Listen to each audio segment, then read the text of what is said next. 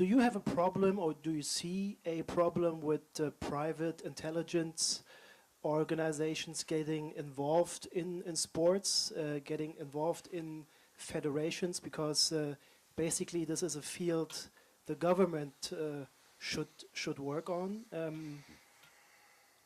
in these days of budget cuts.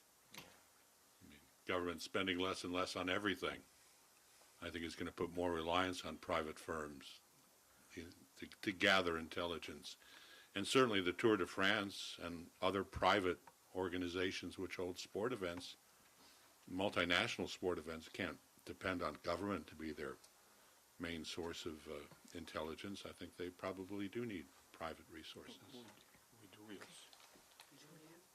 We use both. We have the state intelligence, and because Tour de France is some way friends. Anyhow, if you ask somebody in the street to whom belong the Tour de France, they will say it's a national, it's a public company. A company belonging to the state, which is not true. It's a totally private company. Just one more question. How credible is this information if you have to pay money for it? For? How credible is this information? Why would it be any less credible than the information that's coming from the government? Which we pay that for. You're paying indirectly through taxpayers. But also you're suggesting the private sector isn't as efficient as the public sector, which I think is contrary.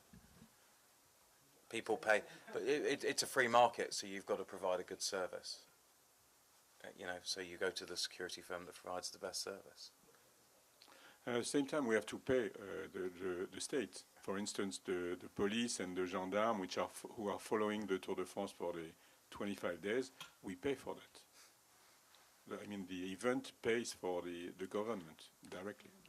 But all too often, the legacy discussion is far more on the bricks and mortar